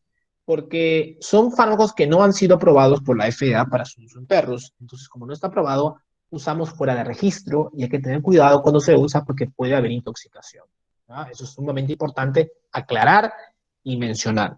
Nos podemos meter en problemas si es que sucede algo porque no está aprobado para perros. Miren que este paciente que tenía sarna día 0, día 15. Miren cómo mejora bastante la apariencia. No hay que sacar las costras, solamente bañarlo. Es un medicamento, el que ustedes elijan. Creo que la sarna sarcóptica es muy fácil de eliminar. Uno respira, le sopla y se murió el sarcópteris. Es muy, muy tonto. Pero vine a los 15 días del control y está mejor de la piel, pero me dicen, doctor, el perro está apático. Que la apatía no tendría nada que ver con que el paciente esté mejorando, ¿no? Entonces, uno de los internos en ese momento ve esta lesión en la piel, ¿no? Que parece eritema aparentemente, y llama la atención porque esto no lo tenía antes. Entonces, una de las herramientas que uno puede utilizar para saber si es eritema, real, es un eritema, o hay una vasculitis cutánea, sería utilizar una lámina portaobjeto, y esta lámina portaobjeto uno la aplasta. Cuando la aplasta, si cambia el color, es decir, está en rojo y se vuelve blanco, entonces estoy ante un eritema. Si lo aplasto con la lámina y no cambia, se sigue en rojo, entonces es una vasculitis. ¿Quiénes pueden generar vasculitis? Puede haber muchas causas, pero una de las causas infecciosas es la Ehrlichia, y nosotros tenemos mucha Ehrlichia en nuestro país. Tenemos muchísima. Entonces, tenemos que hacer un hemograma, hacer un test para saber si hay Ehrlichia, y efectivamente había Ehrlichia. Acá no solamente había una sarna sarcóptica, sino había una Ehrlichia y hay que tratarla. Día 0, miren, después de 30 días, en este paciente le aplicamos doramectina porque el tutor no podía utilizar otra droga, pero explicándole que que lo estamos usando fuera de registro, ¿no? Miren que era muy bonito realmente el chipión, tenía su pepa, va muy bien, y miren cómo bajó las costras, ¿no? Es increíble realmente, pero el caso realmente creo que es un caso simple y este era el objetivo. El objetivo es que vean de que existe la sarna florida y que este paciente tiene la sarna florida. Entonces, ¿qué consideraciones o qué criterios tengo que tener en cuenta para decir que un paciente con sarna sarcóptica tiene la de tipo florida? Primero, que tiene que haber un alto número de ácaros demostrados en raspados cutáneos, que es lo que hemos estado viendo. Si retrocedemos y comenzamos a comparar los tipos de sarna, vamos a ver que en este tipo vamos a encontrar muchos ácaros, ¿no? Y este perro tenía en su raspado muchos ácaros. Segundo, y que también es importante como criterio, ausencia o baja intensidad de prurito. No les comenté cuánto prurito tiene, pero esto es un perro sarnoso normal, tiene un prurito 10, 9. Este perro tenía un prurito 5, 6, que te hace dudar si realmente tiene sarna sarcóptica. También sabemos que hay una formación de costras muy gruesas, que esas costras muy gruesas amarillentas no suceden en todos los perros, solamente en los perros con sarna florida. Y que cuando ven esto, entonces hay que asociar a darle nombre y apellido a la sarna sarcóptica del tipo florida, y sabemos que estas costras muy gruesas suceden por una falla en el sistema inmunitario, ¿no? Hay una proliferación descontrolada del parásito, y por eso hay muchos parásitos en el raspado, y esta proliferación descontrolada del parásito, estos parásitos van a generar por diferentes vías una desregulación de la apoptosis de los queratinocitos, y lo que vamos a hacer es que se va a quedar ahí, ¿no? Las células, unas encima de otras, y por eso vemos esta hiperkeratosis, estas costras gruesas. ¿Qué hace pensar en una sarna florida? Es interesante, es el análogo de la sarna noruega, y es que cuando tenemos una sarna noruega en dermatología humana, esto nos tiene que hacer pensar de que hay una enfermedad de base. Cada vez que vean un humano con sarna noruega, tiene otra enfermedad adicional. No se ha querido colocar, y de repente en algunas bibliografías van a encontrar la sarna noruega en perros, pero a un grupo de dermatólogos no ha querido colocarle sarna noruega porque piensan de que la sarna en perros de este tipo no hay una patología de base.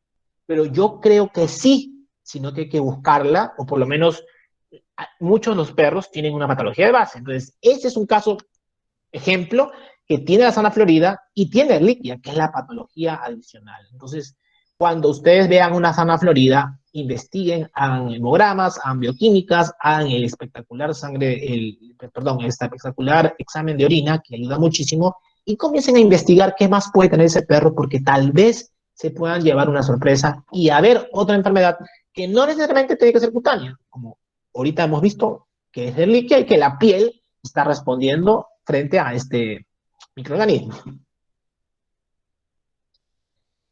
Hoy en día se puede hacer algo por el medio ambiente. En el pasado no lo tomamos mucho en cuenta, pero ahora se sabe de que lejos del hospedero, los ácaros pueden sobrevivir y mantenerse infestados durante 24 a 36 horas a 21 grados, ¿no? Con 40-80% de humedad. Entonces, se recomienda, o en esta publicación se recomienda lavar la ropa y toallas con agua caliente y 2 ciclos de secado en caliente, pero si no se puede hacer eso, o los artículos no se pueden lavar, se puede colocar en una bolsa de plástico, cerrarlos y dejar durante 72 horas la bolsa y se mueren, los ahogamos. Entonces, eso sería una práctica interesante. Bien, preguntas hasta acá. He ido corriendo un poco para que nos alcance el tiempo.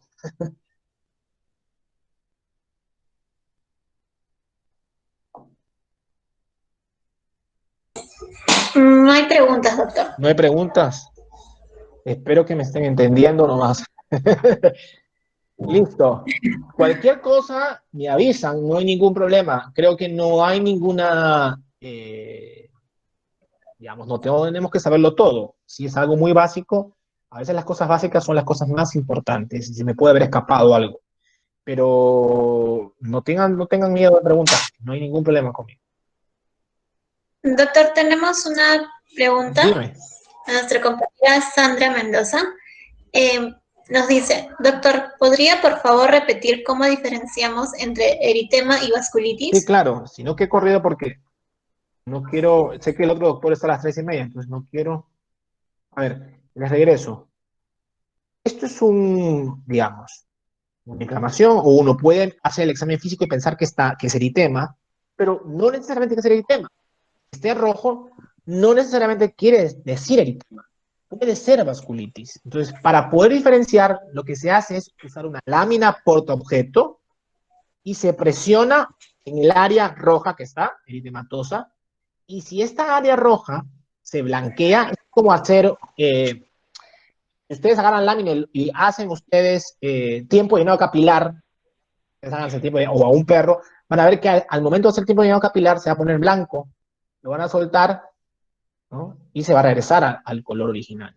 Entonces, si yo lo presiono, tiene que ponerse blanco, ¿no? Para pensar que es un eritema.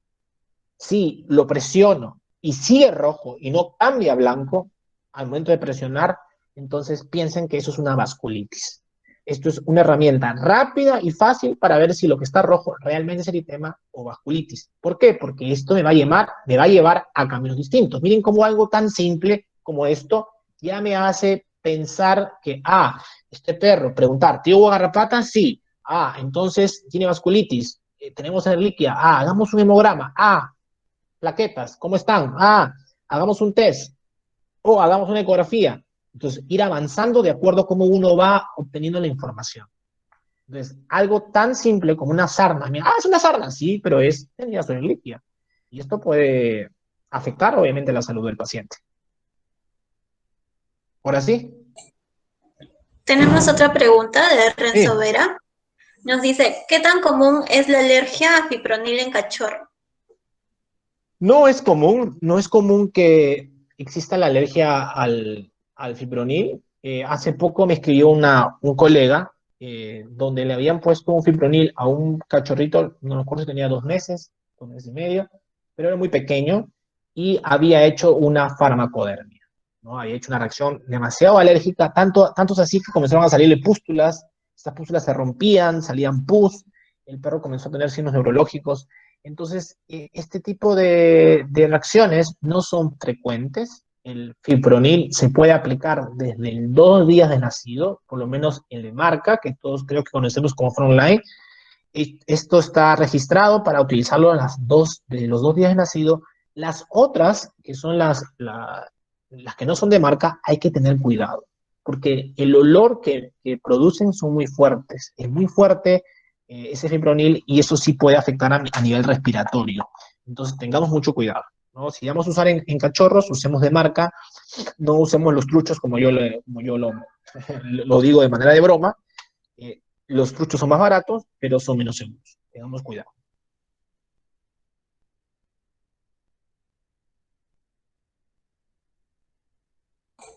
Ya no hay más preguntas, doctor. Bien, entonces vamos al último caso para que luego le den el pase al doctor. Y estamos ahora con Scott. Creo que sí estamos en tiempo, así que voy un poco más lento. Es un labrador de 10 años que viene con prurito 1 de 10. Es otro que no se rasca para nada. Ha sido tratado con terapia tópica con clorexidina y como están viendo en la imagen, no está mejorando, ¿no? Le han diagnosticado, además de esto, hongos y le han dado terbinafina 250 miligramos. Y lo interesante es que hace un mes presenta el problema. Miren que tiene otra vez, es un perro de extremo, 10, 9 años y pico, entonces tengo que pensar en una enfermedad de extremo, ¿no?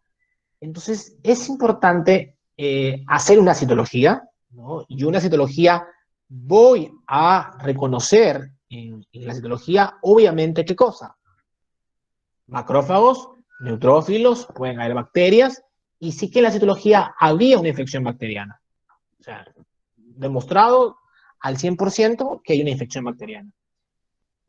Cuando tenemos una infección profunda, y esta infección profunda, la causa más común de una infección profunda es una demodicosis, tengo que descartar en este paciente una demodicosis. Pero se había descartado, se sabía que no había una demodicosis, se hizo raspados, tricogramas, scotch, no había. Entonces, cuando no tenemos a ciencia cierta qué enfermedad puede estar de base, mi recomendación es un perro geriátrico, ¿sí? Porque es un perro grande, y recuerden que los perros grandes se hacen más ancianos más rápido. Entonces, hacer un panel, hacerle una ecografía, perdón, hacerle una ecografía, hacerle un hemograma, una bioquímica sanguínea, sería interesante. Habría que hacer todo esto en este paciente, y si uno le hace un examen de orina, entonces vamos a ver que este paciente primero tiene 3 cruces de orina. Miren que tiene bacterias, uno positivo, ¿no? Este paciente también me parece que tenía un sedimento. Estas bacterias, miren los leucocitos, tenemos más de 100 leucocitos, ¿no? Y esto me hace pensar que puede haber una infección o que hay una infección. Entonces, cuando comienzo con la piel, me doy cuenta que en la piel no solo está infectada, sino también es una infección urinaria, ¿no? Y es por eso que les digo que empiecen a hacer exámenes, porque van a ver que van a comenzar a encontrar otras cosas. Entonces, cuando hablamos de una infección por Staphylococcus, me hace acordar al doctor De Boer, que en el Congreso Mundial dijo: encuentre una de estas causas, o es un autotrauma, o es una exposición al agua, o es una endocrinopatía, o es una alergia, parásitos, enfermedad sistémica, inmunodeficiencia, problemas anatómicos. Algo de todo lo que está acá tiene que tener el perro, y esto está haciendo que, o está generando una infección bacteriana.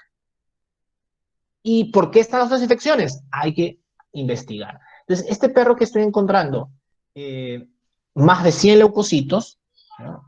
Entonces lo correcto sería hacer un cultivo de orina. Hagamos un cultivo de orina y ver qué es lo que se aísla, y a partir de ahí hagamos un antibiograma, ¿no? Entonces hacemos un cultivo y claro, vamos a tener que hacer un cultivo de orina, y también, como vamos a hacer un antibiótico, hagamos un cultivo de piel. Entonces hicimos un cultivo de piel y lo que se encontró fue Proteus. Es importante que cuando se hagan cultivos en la piel, también hagamos una citología. Citología, bacilos, el cultivo tiene que encontrar bacilos. ¿Ah? Sí o sí. No puedo ver en la citología cocos y encontrar bacilos. En ambos exámenes tiene que encontrar lo mismo. Entonces miremos que acá la ciprofloxacina es sensible para este Proteus, y acá también es sensible. Entonces uno podría decir: mi elección para ambos, tanto para el cultivo, este es el de orina y este es el de piel, voy a utilizar ciprofloxacina. Esto sería un error, y mi recomendación, y esto lo mencionaron en el Congreso Mundial de Dermatología: no utilice ciprofloxacino si sale sensible. La absorción en perros no siempre es buena. ¿Qué quiere decir? Algunos perros absorben bien la ciprofloxacina, otros más o menos, otros nada, ¿no? Algo sucede, o algo parece ser que influye en que se pueda absorber correctamente este antibiótico, pero como no sabemos cómo va a ser la absorción de nuestro paciente en específico, no sería lo recomendable de primera intención. Entonces tenemos que buscar otros medicamentos que podamos utilizar, y lo que yo escogí fue la amoxicilina con ácido clavulánico.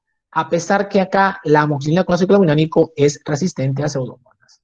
Entonces lo que hicimos fue dar arándanos, le dimos unos 15 arándanos diarios al paciente, y sabemos que los arándanos cambian el pH, y esto hace que cambie el medio para que a nivel urinario no sobreviva la pseudomonas, y segundo, también se atribuye cierto poder antibacteriano, que eso se podría discutir en otra oportunidad. Y lo que hicimos, bueno, acá está la receta, y interesante, si vamos a usar una, si vamos a usar un antibiótico, entonces, si es una plema superficial, no, no, no administre menos de 21 días, porque eso sería un error, ¿ya? Y si es una plema profunda, mínimo tienen que ser 45 días, ¿ya? Y si en 45 días el paciente está bien, dele un remate de 14 días. Esto es lo mismo que para las bacterias.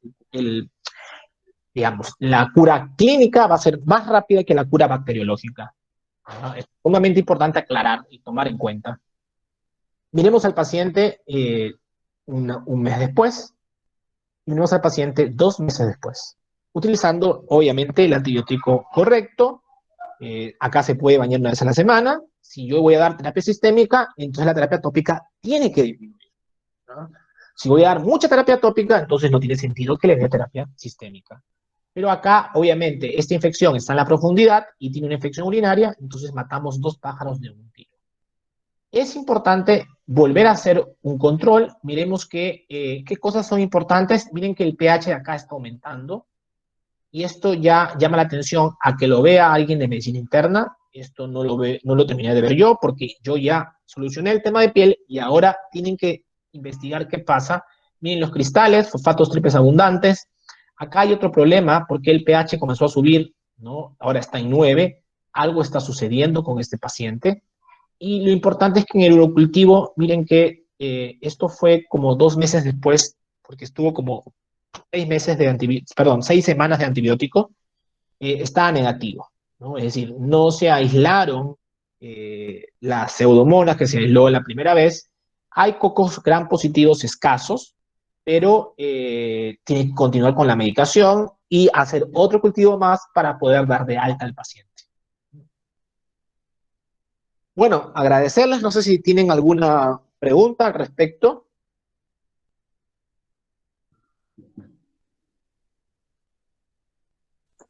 Doctor, buenas tardes. Sí. Tengo una duda acerca de cómo sería el protocolo en el caso de que nuestro patrón principal, o sea, que primero aparezca lo que es prurito y luego lesiones. Si el paciente empieza con prurito y luego lesiones, entonces mi protocolo de prurito sería descarte pulgas, descarte sarna sarcóptica, ¿no? Principalmente cuando empieza el prurito y luego lesiones, es o un ectoparásito o son pacientes alérgicos. Entonces, lo recomendable sería pipetas y desparasitación. Para un paciente que es alérgico a la pulga, las pipetas no van a funcionar tan bien, ¿verdad? Si van a usar pipetas por alguna razón, tienen que aplicar cada 14, 15 días las pipetas. Pero lo recomendable sería usar algún antipulgas oral o, si no se puede, un antipulgas oral por alguna otra razón, usar un collar, ¿no? Antipulgas también, hay buenos collares antipulgas. Gracias, doctor. Doctor, tenemos aquí una pregunta de la compañera Clau. Sí, dígame. A grandes rasgos, ¿en qué casos funciona mejor ciclosporina versus Lokimetmab versus Apoquel? Ya. Voy a tratar de hacerlo lo más práctico porque realmente esto es como hablar 5 horas de cada uno porque es muchísimo. Pero la ciclosporina, el poder o el principal poder de la ciclosporina es la inflamación. Si yo tengo un paciente en el cual tiene un fenotipo inflamatorio, es decir, el problema que tiene el perro es que se inflama y a raíz de lo que se inflama aparecen todo lo demás, entonces, y no lo puedo mantener con oclacitinib porque no voy a controlar bien la inflamación, entonces cambio de oclacitinib a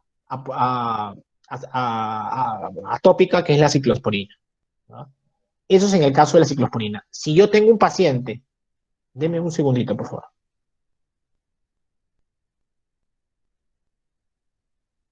Si yo tengo un paciente que el fenotipo es pruriginoso, ¿ya? Pruriginoso, es decir, la inflamación viene posteriormente al prurito, entonces no tiene sentido que yo maneje la inflamación. ¿Por qué? Porque la inflamación es una consecuencia del prurito. Entonces yo tengo perros a veces que se rascan y de lo que se rasca viene el prurito, viene la inflamación. Entonces si yo corto el prurito, corto su consecuencia. Entonces no utilizaría una ciclosporina porque la ciclosporina tiene mayor poder antiinflamatorio. Utilizaría otro medicamento o un medicamento que tenga mucho poder contra la picazón. Y en ese caso utilizaría un Lokimetmab, un Cytopoint. Entonces, Cytopoint cuando el fenotipo es picazón, prurito, la tópica o la ciclosporina cuando hay mucha inflamación, fenotipo inflamatorio, los corticoides cuando yo tengo un paciente muy inflamado y tengo que empezar con corticoides y luego migrar a otro medicamento. El Apoquel cuando tal vez tengo de los dos, ¿no? El problema es la inflamación y el prurito, ¿no? Si el problema es los dos y hay esta mezcla de fenotipos, entonces tal vez el oclacitinib funcione mejor, ¿no? Esto es a grandes rasgos, porque obviamente es mucho más complejo. No sé si la persona que tuvo la pregunta se quedó satisfecha o requiere que haga énfasis en algo.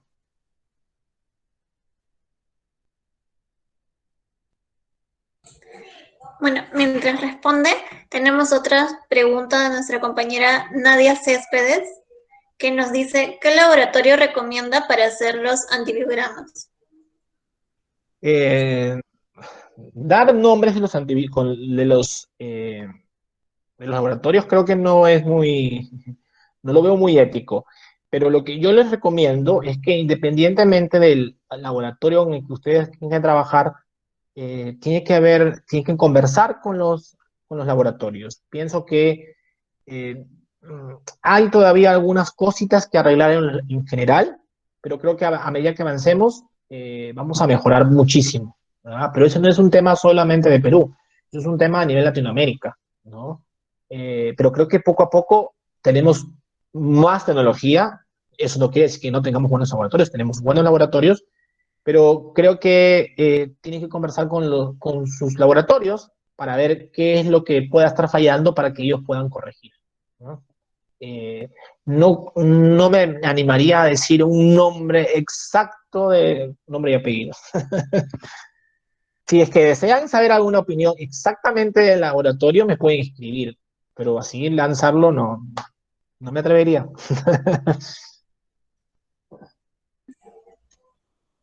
Tenemos otra pregunta que nos dice, ¿cómo ayuda el consumo de arándanos en animales con problemas de piel? Los arándanos son antioxidantes. Entonces, muchos pacientes, hay muchas enfermedades donde hay mucha oxidación, puede ayudar. En este caso, independientemente de esta teoría, no lo usamos para la piel, los usamos para cambiar el pH en la orina y para matar las pseudomonas, ¿no? Ese fue el objetivo y como ven funcionó, no teníamos pseudomonas. Bueno, nuestra compañera que preguntó acerca del versus entre ciclosporina, loquibemab y apoqué, nos dice si es que tenemos que tener alguna precaución con estos fármacos. Las precauciones hay que tenerlas con cualquier fármaco. Algo que siempre están preocupados los tutores es si es que realmente tienen efectos secundarios. Eso es lo que siempre me preguntan y lo que yo les respondo es que el Panadol que todos tomamos para el dolor de cabeza, si uno lo lee, también tiene 500 efectos secundarios. No existe ningún fármaco que no tenga efectos secundarios, pero todos los fármacos que han sido probados por la FDA están supervisados, hay farmacovigilancia y sabemos que en la mayoría de pacientes no va a haber problemas. ¿Por qué? Porque el Loquibemab teóricamente no tiene ninguna contraindicación, todo va maravilla y todo está escrito, pero he tenido muy poquitos perros, por ejemplo, uno puntualmente que le aplicas el inyectable y comienza a vomitar, ¿no? Y al comienzo puede ser una, digamos, puede ser otra cosa, pero el segundo inyectable le aplicas y el mismo día pasa lo mismo. El tercer inyectable le aplicas y ese mismo día pasa lo mismo, pero es uno en 100.000 perros, ¿no? Entonces, los efectos secundarios existen, sí, pero no en todos los perros.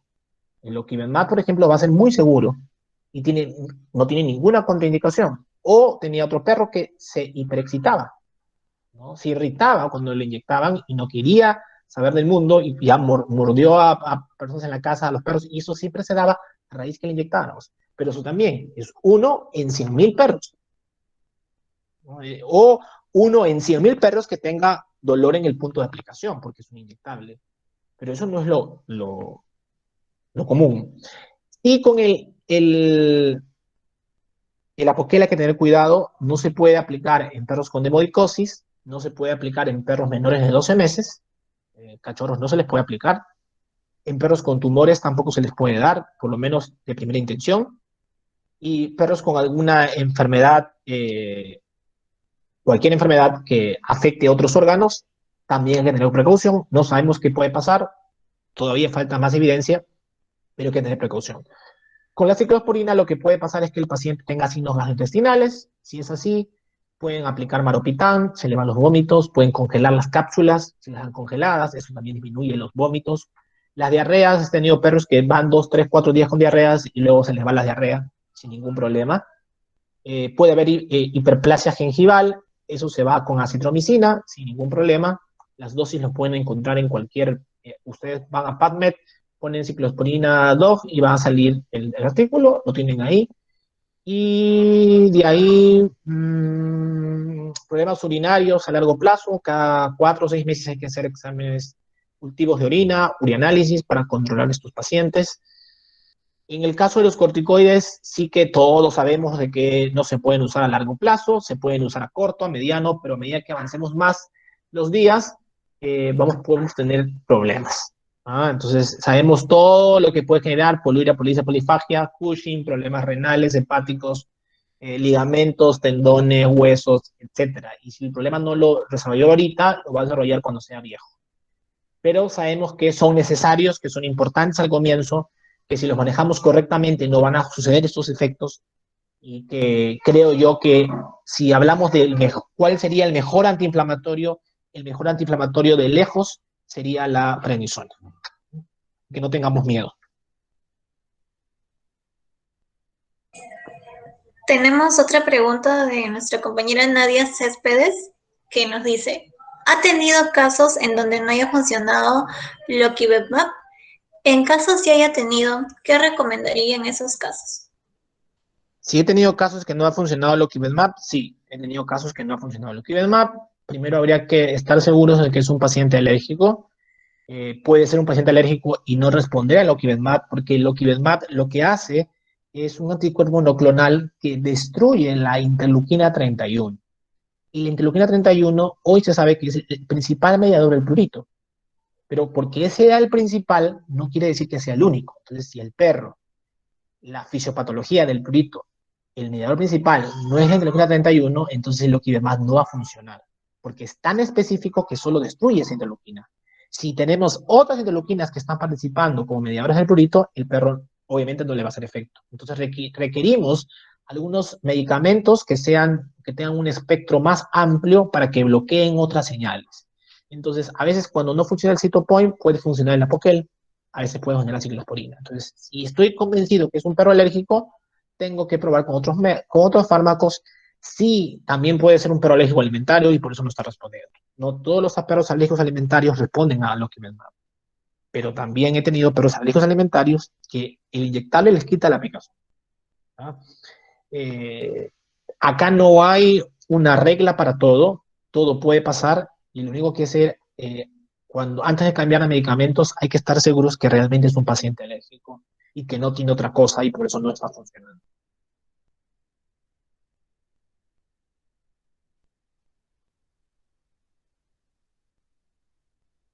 ¿Alguna pregunta más? Sí, tenemos otra pregunta de Sandra Mendoza. Dice, en casos donde el problema es el alimento, ¿el animal presenta otros signos o solo es en la piel? Hay perros que pueden tener alergia al alimento y solo manifestar problemas en piel. Hay pacientes que pueden tener alergia al alimento y solamente pueden tener signos gastrointestinales. Hay pacientes que pueden tener alergia al alimento y solo tener otitis. Hay pacientes que pueden ser alérgicos al alimento y solo manifestar urticaria, ¿no? Hay pacientes que son alérgicos alimentarios y tener pruritos sin lesiones, ¿no? Hay pacientes que pueden tener infecciones recurrentes bacterianas en la piel y son alérgicos alimentarios y por eso tienen esas infecciones recurrentes. Realmente no solo es la piel, son otros órganos. Y si bien es cierto, la alergia alimentaria más se va a manifestar a nivel gastrointestinal. Es decir, si vemos la cantidad de perros que vienen con problemas de piel, la alergia alimentaria va a ser mucho más baja. Si yo veo la medicina interna y veo perros con diarreas crónicas, probablemente 2/3 de esos perros con diarreas crónicas que no están respondiendo a los medicamentos respondan a un cambio de dieta.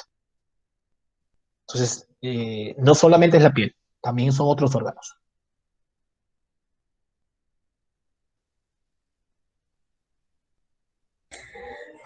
Bueno, doctor, con esa pregunta ya damos por finalizada la charla.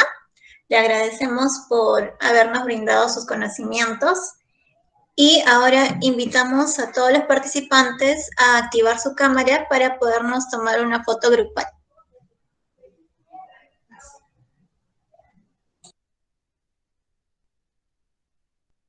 No tengan miedo y activen sus cámaras.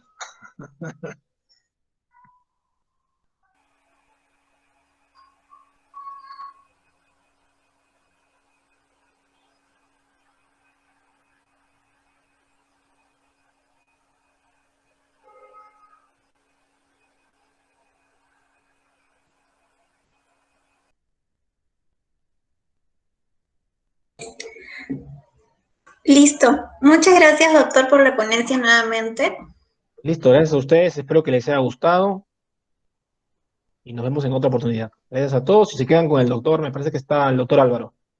Un abrazo para Sí, en Álvaro. unos momentos. Ujú. Nos estamos viendo. Gracias a todos. Gracias, doctor.